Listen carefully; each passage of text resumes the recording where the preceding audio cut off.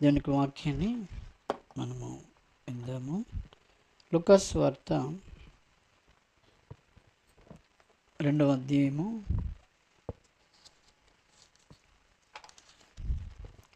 2వ అధ్యాయం. మనమందరం కూడా మార్చి 8 నుండి 14 వరకు మనం మార్చి చదువుకుందాం. ఆ దేశంలో కొందరు గొర్రెల కాపరులు పొలంలో ఉండి రాత్రివేళ తమ మందను కాచుకొనిచుండగా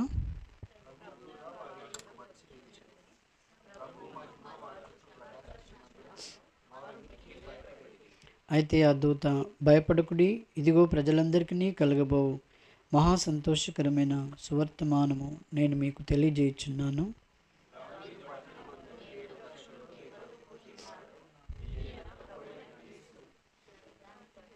దానికి ఇదే మీకు ఆనవాళ్ళు.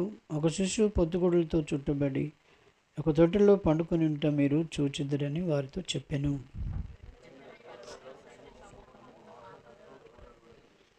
సర్వోన్నతమైన స్థలంలో దేవునికి మహిమయు, ఆయనకి ఇష్టలైన మనుషులకు భూమి మీద సమాధానము కలుగునుగాక అని దేవునికి స్తోత్రము చేయుచుండెను. ప్రభు సహాయం కొరికి ప్రార్థన చేస్తున్నాం. ప్రేంగళ తండ్రి, నీ వాక్యము ధ్యానించడం కొద్ది సమయం మాకు అనుగ్రహించము. తెచ్చిన ప్రతి బిడ్డను బట్టి వందనాలు. ఆయోగనాను శిలచాట్టు మరుగు చేయం. యేసు నామములో స్తుతించి ప్రార్థిస్తున్నాం తండ్రి, ఆమేన్.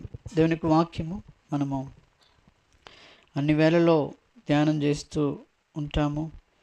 ప్రతి సమయంలో ఆయన యొక్క జన్మమును మరి జ్ఞాపకం చేసుకోవడం, అలాగే ఈ లోకంలో దేవుడు అన్నింటికంటే చాలా ప్రాముఖ్యమైనది ఆయన ఏం చేశాడంటే, ప్రాముఖ్యమైనటువంటి కార్యము, గొప్ప కార్యంగా చెప్పుకోవచ్చు. ఆయన పుట్టిన దినాన్ని మరి బైబిల్లో ఎక్కడ కూడా లేదు అని మనకు తెలుసు. ఆయన పుట్టిన దినము అనేది ఆయన పెట్టలేదు ఎందుకో, బహుశా ఎందుకంటే మన ప్రజల్ని, ఇప్పటి ప్రజల్ని మనం చూస్తే ఆయన దినము ఆయనే స్వయంగా బైబిల్లో పెట్టిన దానికే ఇంత జనం ఏం చేస్తుండండి, ఎంత అట్టహాసాలు చేస్తున్నారు ఆయన పెట్టని దానికి. ఒకవేళ ఆయన పెడితే కనుక ఇంకా అది ఎలా ఉండనో తెలియదు. ఆ తర్వాత మరి ఇది ఎలాగ వచ్చిందో అనేది జనరల్గా చూడాలంటే చలికాలము ఒకటి వచ్చింది. ఆ తర్వాత ఇంకొకటి కూడా ఏమనుకుంటే, హేరోదు దినములలో ఆ కార్యము జరుగుతుంది అన్నట్టు. హేరోదు ఏం చేస్తాడు, ఆయన నాకంటే గొప్ప రాజు పుట్టాడా అని చెప్పేసి ఆ సంఘటనను బట్టి ఆ రీతిగా వీరు మరి ఈ యొక్క దినమును ఏర్పాటు చేసుకున్నారు. మీకు తెలుసొచ్చు, ఈ దినము చాలా ఉన్నాయి వీటి కథలు. దీని గురించి చెప్పాలంటే, ఇది సూర్యదేవుని ఒక దినాన్ని వారు ఇంకోరు ప్రకటించడం, ఇంకో రాజు ఇంకో ఇట్లా మనం ఎన్నో కొన్ని ఈ యూట్యూబ్ ద్వారా కొన్ని తెలుసుకుంటున్నాం కొన్ని విషయాలు దీని గురించి. ఎవరు ఎన్ని చెప్పినా కూడా ఇది రైట్ అనేది ఎవరు అంటలేరు. కావచ్చు, అయ్యుండొచ్చు అంతే అంటున్నారు, కానీ ఇది ఖచ్చితంగా ఆ దినమని కానీ వారు అనటం లేదు. మీకు తెలుసు, నవంబర్ నుండి ఇప్పటి వరకు, ఈరోజు వరకు చాలా అలసిపోతారు. నవంబర్ నుండి ఈ దినం వరకు ఏం చేస్తారండి, అలసిపోతారు. సాయంత్రం అయితే కథం వాళ్ళకు బహు విశ్రాంతిని, మళ్ళీ డిసెంబర్ నవంబర్ దాకా నిరా. కానీ ఆయన జన్మించాడు వాస్తవమే, కానీ ఆ దినం అనేది కాదు. కానీ ఆ తర్వాత ఇంకొకటి ఏం తెలుసుకుంటానంటే, మరి ఈ క్రిస్మస్ సందర్భంలో జరిగేంత షాపింగ్ కనీసం వేరే దాంట్లో కూడా జరగద్దు అని చెప్పాడు. ఇంకొకటి చాలా అదేంటంటే, క్షుణ్ణంగా మనం చూసినట్టయితే మనమందరం బర్త్డేలు చేసుకుంటాము కదా, బర్త్డేలు చేసుకోవాలని ఉంది. ఆ తర్వాత బర్త్డే చేసుకుంటాం. ఆ బర్త్డేలో అందరూ ప్రార్థన వాక్యం కంటే కూడా చాలా విలువ దేనికి ఇస్తారు? కేక్ ఇస్తారు. ప్రార్థన వాక్యం దానికంటే కూడా అది మన వాళ్ళని అనుకోవచ్చు.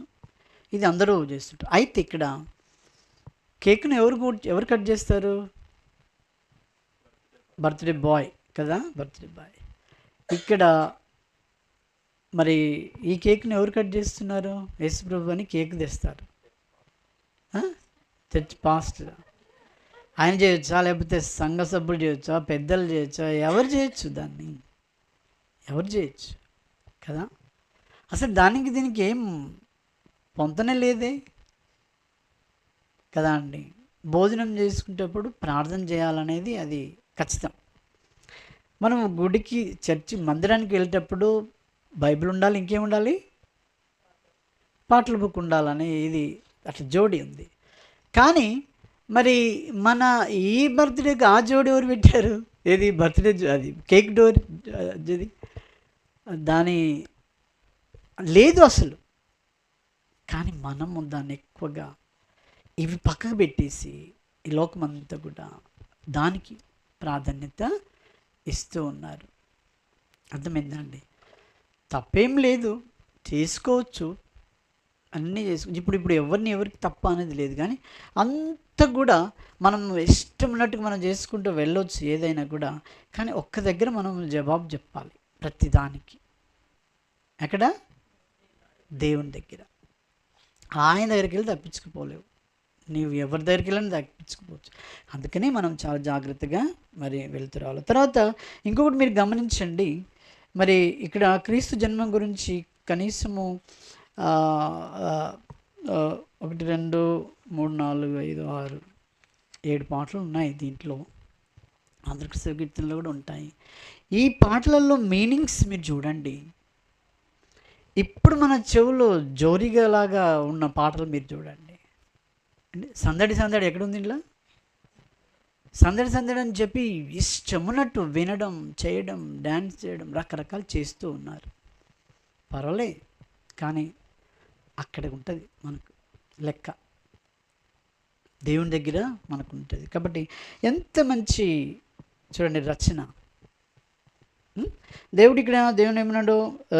లూకాసువార్తలో ఆయన ఏమన్నాడు? 14 వచనంలో సర్వోన్నతమైన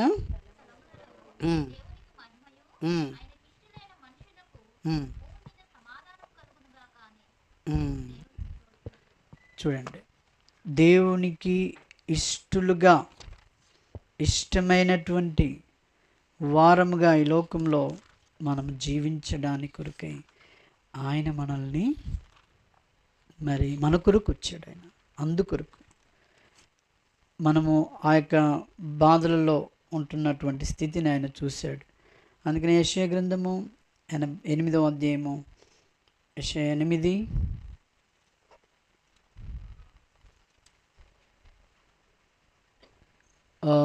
చూడండి 22వ వచనం.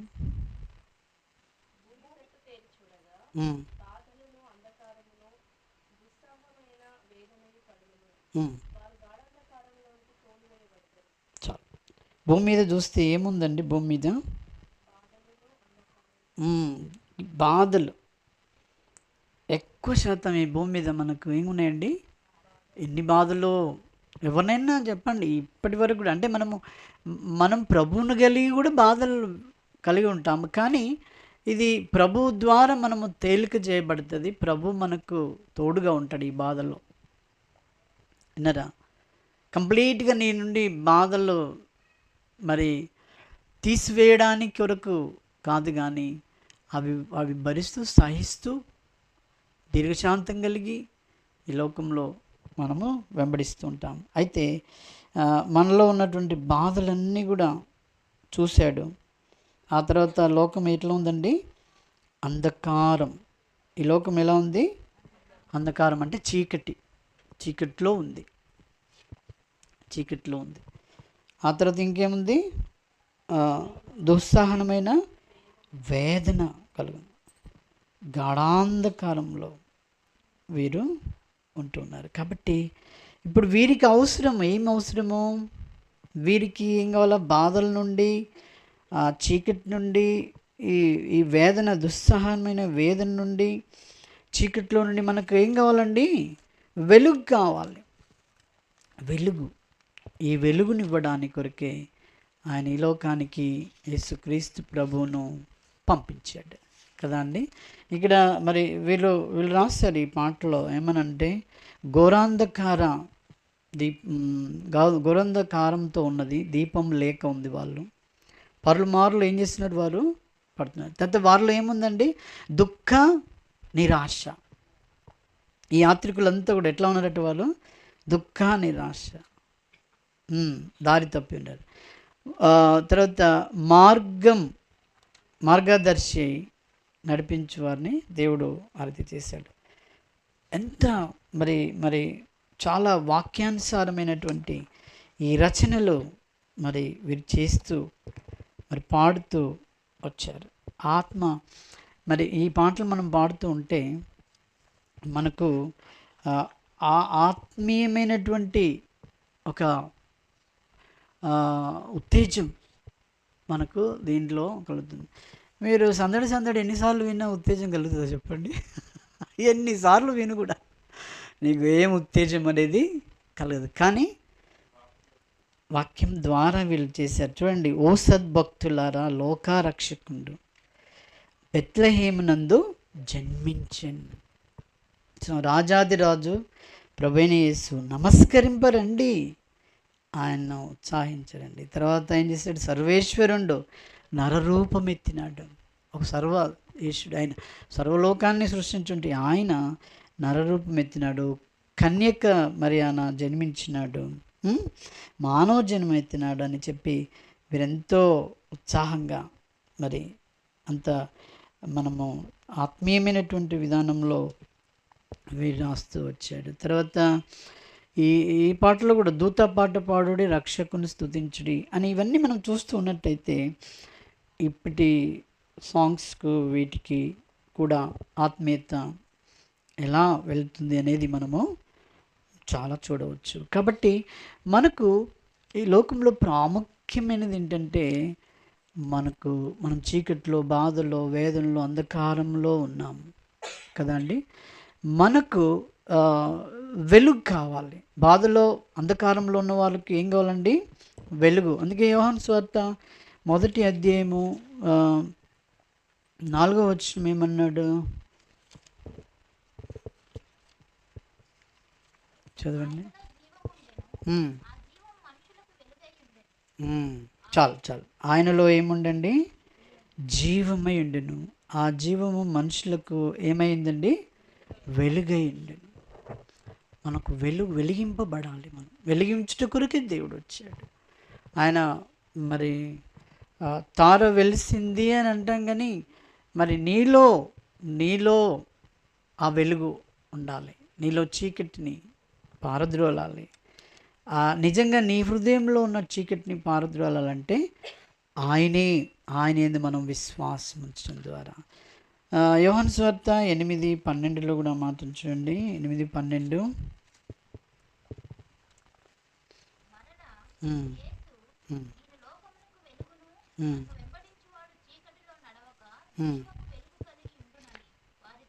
చాలు. యేసుప్రభు వారి లోకానికి ఏమైనాడండి? వెలుగ్గా వచ్చాడు. ఆయన ఈ లోకంలో జన్మించడము, ఆయన ఎందుకు జన్మించాడని చెప్పాడండి ఇక్కడ? సర్వేశ్వరుడు నరరూపం ఎత్తాడు, ఆయన ఈ లోకాన్ని జన్మించాడు. తర్వాత ఆయన ఈ లోకానికి ఏమివ్వడానికి ఆయన జన్మించినాడు? అంధకారంను పంపించేసి వెలుగునివ్వడానికి కొరకు వచ్చాడు. ఆయన వెలుగునివ్వడానికి కొరకు వచ్చాడు. ఆ వెలుగుతో పాటు ఆ వెలుగు ఇవ్వాలంటే ఏం కావాలని దేవునికి తెలుసు. మన నిమిత్తమై మనము 1 యోహాను పత్రిక 4:10 మనం చూసాము కదా, దేవునికి తెలుసు. అందుకనే మనము దేవుణ్ణి ప్రేమించమని కాదు, కానీ ఆయనే మనలను ప్రేమించాడు. ఆయన మనల్ని ప్రేమించి తన కుమారుణ్ణి ప్రాయచిత్త బలిగా అర్పించినాడు. ప్రాయచిత్త బలిగా. చూసారండి, ఆయన బలియాగము ద్వారా మనకు నిజమైనటువంటి వెలుగు. మనము ఈ లోకంలో ఉన్నామంటే ఆయన జన్మదినం యొక్క ప్రాముఖ్యత ఏంటంటే ఈ లోకంలో ఉన్నటువంటి చీకటిని తొలగించడానికి కొరకే ఆయన వచ్చినాడు. అంటే ఇప్పుడు ఆ చీకటి ఎక్కడ ఉంది అని అంటే మనము లోకంలో కాదు, నా హృదయంలోనే ఆ చీకటి ఉంది. ఆ చీకటి తొలగింపబడాలి, మనం ఈ లోకంలో వెలిగింపబడాలి అనేది ఆయన యొక్క ఆశ. తర్వాత 42వ యెషయా గ్రంథంలో 42 యెషయా గ్రంథం 6-7 వచనాలు కలిసి ఉన్నాయి. 42 యెషయా. గురుడివారి కన్నులు తెరుచుటకును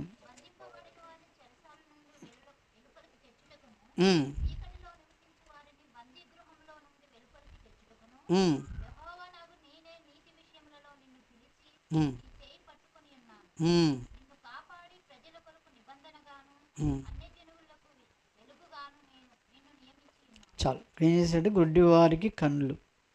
మనమందరము లోకంలో మనుషులందరూ గుడ్డి వాళ్ళ చెప్పండి కదా, అంటే కానీ ఆత్మీయంగా గుడ్డివారు వాళ్ళు.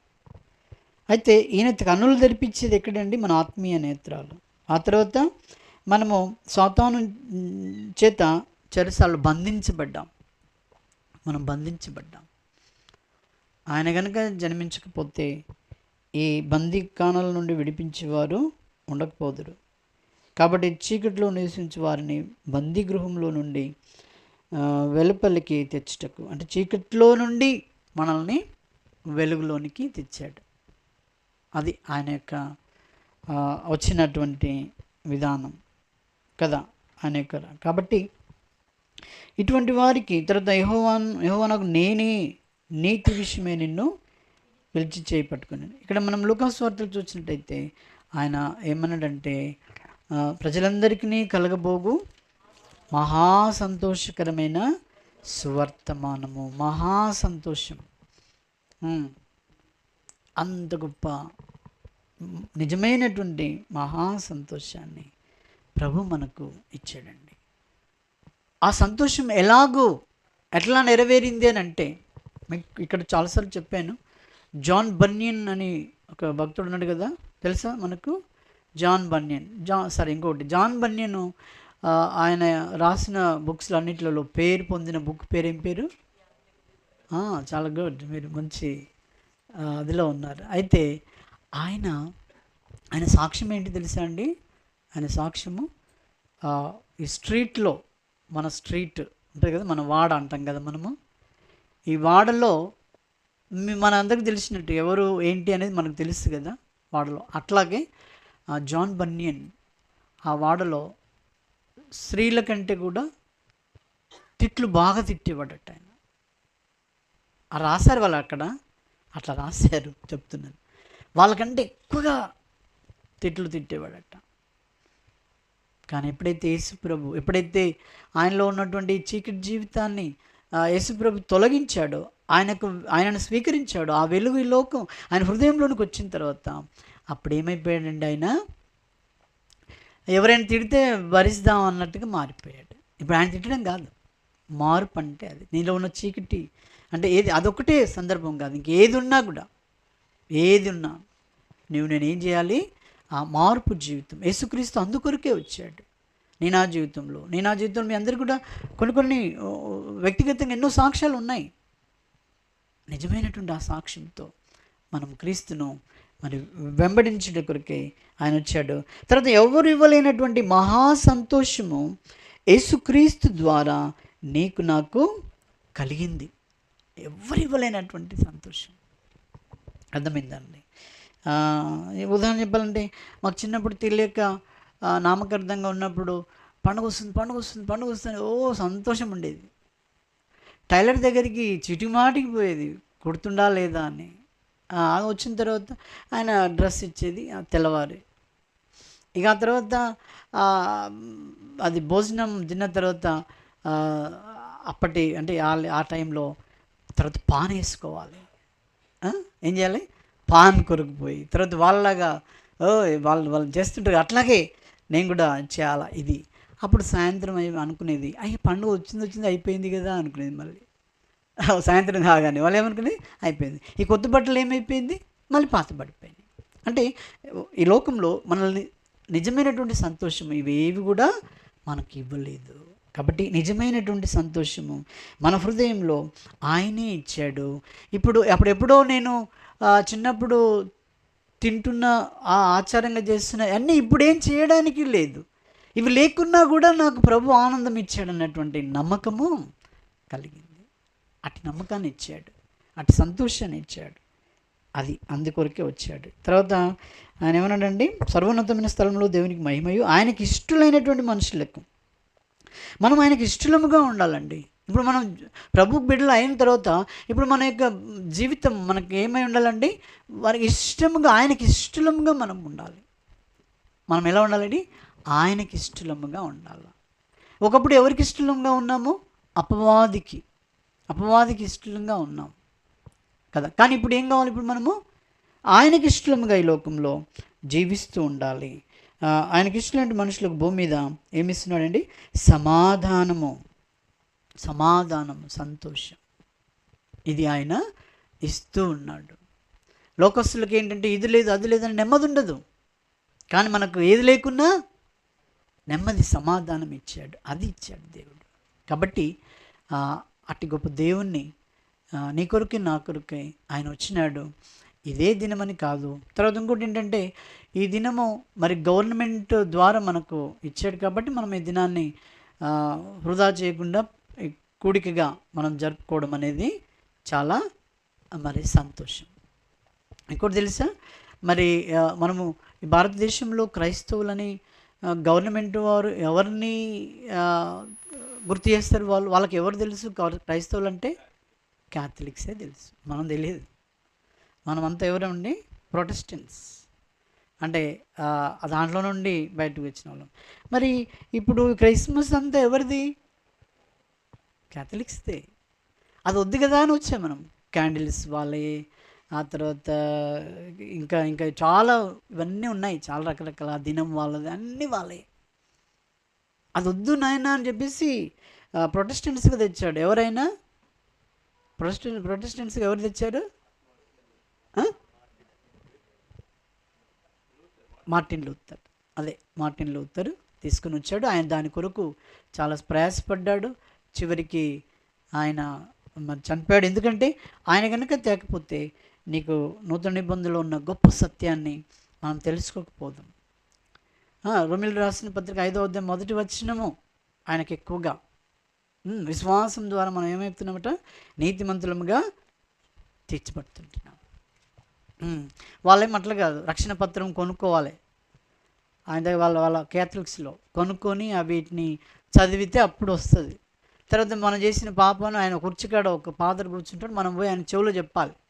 అట్లా మరి పాపక్షమాపణ అనేది అలా ఉంటూ వస్తుందండి. కానీ అదంతా కూడా కాదు, యేసుప్రభు విశ్వాసం ద్వారానే మనకిచ్చాడని ఆ గొప్ప కార్యాన్ని ఆయన చూపిస్తూ వచ్చాడు. కాబట్టి మనము ఆత్మీయంగా నిజమైనటువంటి సంతోషము, వాక్యమును ఎక్కువగా మనము ధ్యానం చేస్తూ, ఆ తర్వాత నిజమైన సంతోషము ఇంకెప్పుడు వస్తుందో తెలుసా అండి, వాక్యానుసారంగా మనము వెంబడిస్తున్నటువంటి స్టెప్స్, వాక్యానుసారంగా వెంబడిస్తుంటేనే ఆ సంతోషం వస్తుందండి.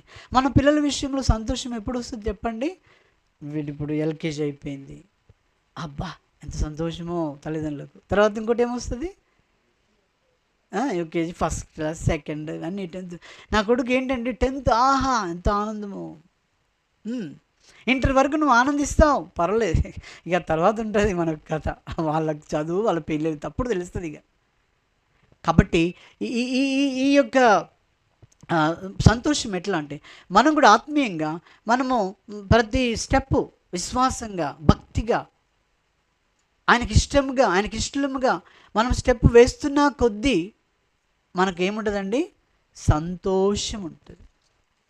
మనకు సంతోషం అలాగే, ప్రభువుకి ఇది ఇష్టం లేదు, ఇది నేను చేయకపోవడం, అదే సంతోషం, అదే ఆయనకు ఆనందం.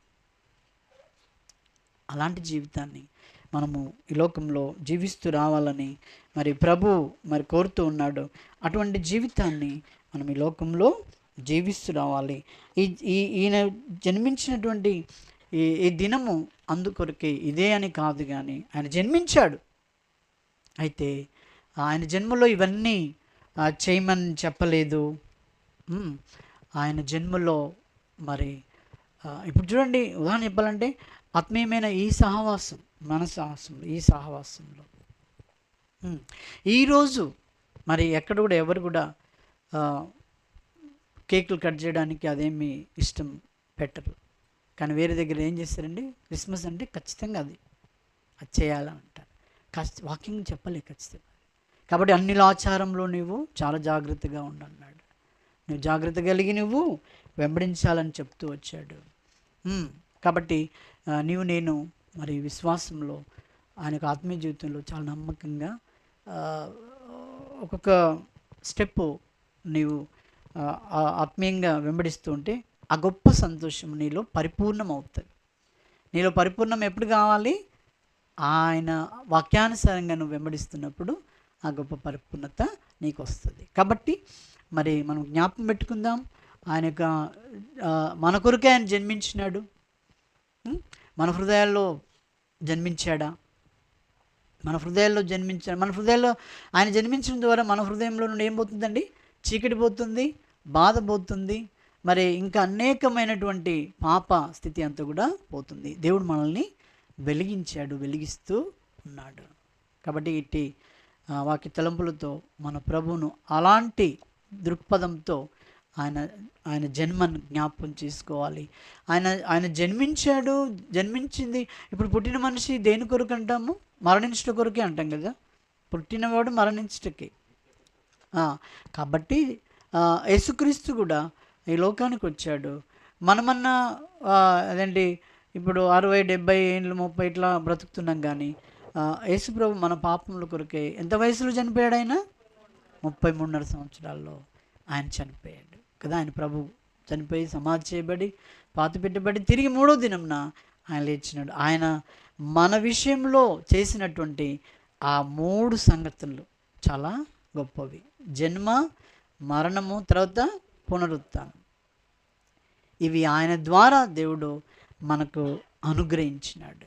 కాబట్టి వీటిని మనము జ్ఞాపకం చేసుకుంటూ వీటి యందు విశ్వాసంతో మనము ముందుకు సాగాలని ప్రభు కోరుతుంటున్నాడు. ఆ రీతిగా మనకు దేవుడు సహాయం చేయను కాక. మరి చివరిగా ప్రార్థన చేసుకుందాం. ఆ తర్వాత చిన్నపిల్లల యొక్క ప్రోగ్రాం ఉంది కాబట్టి అది చూసి మనము ముగించుకుందాం. ఓకేనా? ప్రార్థన చేసుకుందాం. ప్రేమగల తండ్రి, పరిశుద్ధుడైన మా దేవ, నీకు వందనములు, కృతజ్ఞతాస్తుతులు చెల్లిస్తూ ఉంటున్నాం. మహాగణుడు, మహోన్నతుడు, ఈ లోకంలో నువ్వు ఎందు నిమిత్తమే జన్మించావో ప్రభా, మాకు నీకు వాక్యంలో తేటగా చూపించినారు. మేము బాధ చేత, అంధకారం చేత, పాపం చేత నిండి ఉన్న మమ్మల్ని ప్రేమించుట కొరకే నీవు ఈ లోకానికి వచ్చినావు. అందుకే నీకు వందనాలు ప్రభువా. మా కొరకే ఈ కలువరిశిలలో ప్రాయశ్చిత్త బలిగా చేయబడి తిరిగి పునరుత్థానుడైన మా గొప్ప తండ్రి, నీకు వందనము చెల్లిస్తుంటున్నాను. ఇదిగో నాయన, మరి నీ యొక్క వాక్యపు వెలుగులో, నీ వాక్యపు సత్యములో మేము నడుచుకుంటకు మీరు సహాయపడుతుడండి. కృప చూపించుము తండ్రి. మేము నీకు ఇష్టముగా ఈ లోకంలో జీవించుటకు సహాయపడుతూ రావాల్సిందిగా నీ సన్నిధిలో ప్రార్థిస్తూ వందనము చెల్లిస్తూ కూడి వచ్చిన వాళ్ళందరినీ కూడా జ్ఞాపకం చేసుకుని మీరు మహిమ పొందమని యేసు ఉన్నతమైన ఘనమైన నామములో స్తుతించి ప్రార్థిస్తున్నాం తండ్రి. ఆమేన్, ఆమేన్.